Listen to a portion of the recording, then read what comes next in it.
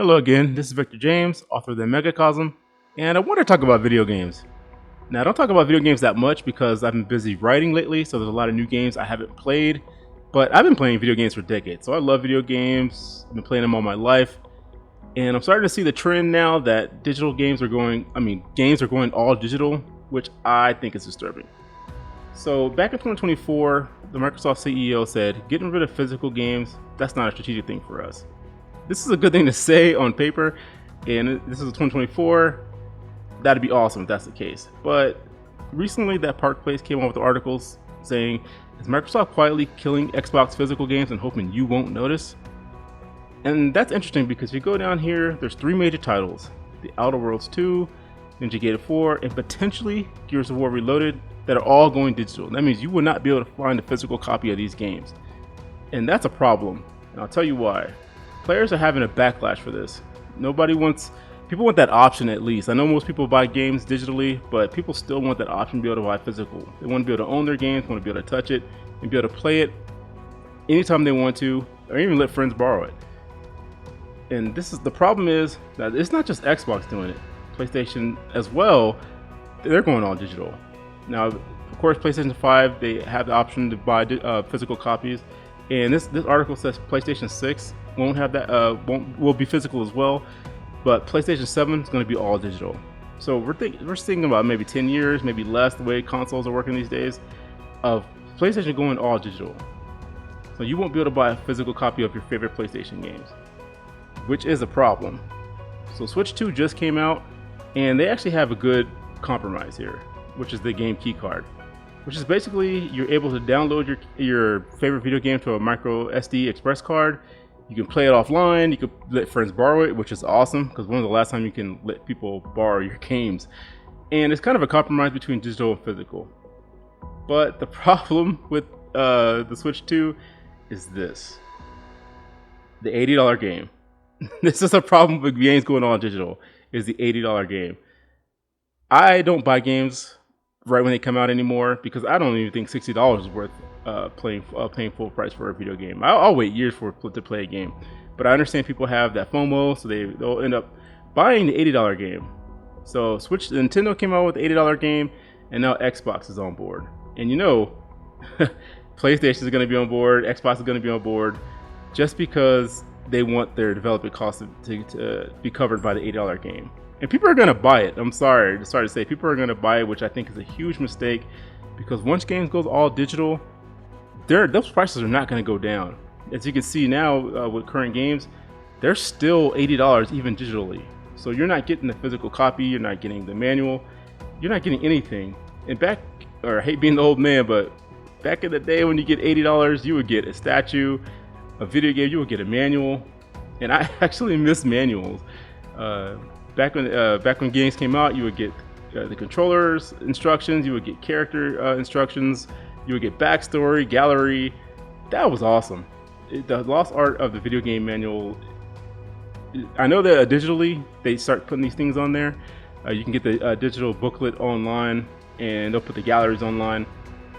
But like I said before, you don't own these games. Basically, what you're getting is a glorified license. You're just renting these games, you don't own them, and you're still going to pay a full $80 price tag for them, which is insane. And that's just half the issue. Another issue is so I write for Bleeding Full. I talk a lot about physical media. I still try to push physical media. I know I'm going against the tide. I'm a Luddite in this area, but there's a reason why. So when I was trying to watch It's a Wonderful Life this past Christmas, I don't own a physical copy of it, which is my fault. And I was trying to find a physical copy or digital copy of it, and all I can find was Amazon, who had an abridged version of it. So in this abridged version of it, they removed basically all the heart of this movie. I mean, they took out the whole ending, they changed it, and they had a reason why I can't remember, but it was a terrible reason. The movie was horrible. It just completely ruined the movie for me. And this is not the only case. That even with Robin Hood, there's a little blurb at the beginning talk about anti-tyranny that for some reason Amazon Prime took out when they were streaming the movie. And also, this is another one. Warner Brothers is deleting digital purchase content. So this user here, they had a Final Space season 1 and 2, and Amazon lost the license to the series, so this person actually lost access to the 2 seasons he bought, and he didn't get no refund for this. He just lost access to it because Amazon lost the license. And this is another problem. When Crunchyroll bought Funimation, when they first brought it over, people had a whole bunch of Funimation in the library, and Crunchyroll was basically shrugged and said, "Hey, I'm sorry, we don't have access to the digital copies," and people were not able to get access to the Funimation cartoons that they purchased, they bought, or supposedly owned, and they just lost access to it. And that's what's going to happen with digital games. And if you don't believe me, this is what happened. Sony started removing purchased content from their PlayStation Store. I think they went back and brought it back, but people started losing access to games because servers were shut down, or they were no longer supporting it. So people were just losing access to the digital games. And this is a trend, even with Steam. So this person was blocked for extreme racism. So according to Steam's version of what extreme racism is, this user was blocked from having access to $1,000 worth of games. So basically, like the article said, it's a social credit score. Steam said, you talk the way we don't want you to talk, and so we're gonna not give you access to the games you purchase. And for some people, this could be thousands of dollars. And they did it again, even all the way back in 2011. All this person wanted to do was sell their account. They wanted to sell their account to other users they said, "Hey, I bought these games, I have all these games for X amount of dollars, and I want to sell it to another user so they can have that." And Steam said no, it's against their terms of service. And so this person lost access to $1,800 worth of games, which is insane because they never got that refund. I'm not even sure this user got it back. I didn't do any research to see if this person was a company. I know they didn't get their money back. And that's the thing. You don't get your money back. This is another article saying $40,000 worth of Xbox games that they were banned from for modding.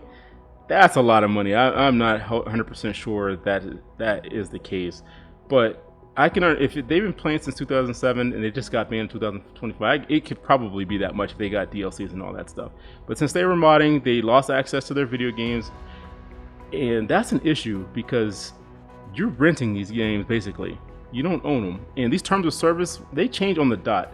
So if they wanted to ban you, they could just push out a term of service, have you update it. You don't want to read it because it's 1,000 pages long, and next thing you know, you're banned from your content. So basically, they're going to say, play like the way we want you to play, game like the way you wanted to game, be quiet, and pay full price for the digital copy, or else you're going to get banned.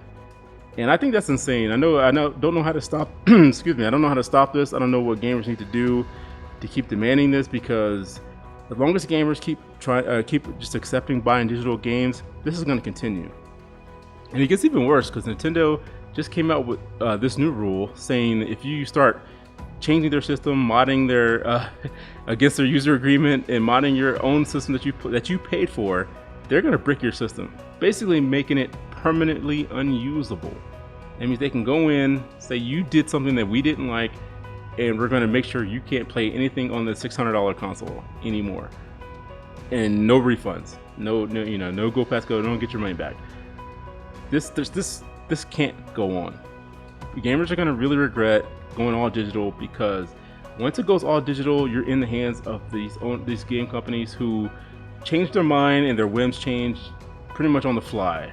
Whatever's popular at the time, that's what they're going to do to please who they think is their modern audience, and you're going to be at their whim. So I don't know, maybe I'm overreacting. You let me know in the comments. I don't know. I really don't know how to stem the tide. I wish gamers would stop, stand up and not pay the $80 and demand a physical copy, and stop, accepting getting a box with the download code, and get refunds, and actually have a movement on this and ensure that a physical copy is available. But that doesn't seem to be where things are going, and I predict in maybe the next 5 to 10 years, gamers are going to really regret the fact that everything's going to be all digital. But again, I could be overreacting. Maybe this will all work out. Maybe these are just glitches, or maybe that movement will come along later once people start getting affected. I don't know. You let me know in the comments. As usual, you can check out my website, themegacosm.com. You can order my books from there. Fiasco Adventures is my first book. You can also get some short stories that I have on there for free. And you can check out some articles that I write, for the rest of the articles I write for Bleeding Full. And I have a nice little gallery going on in there. So, thank you for listening. God bless you and keep you. That's it, I'm done.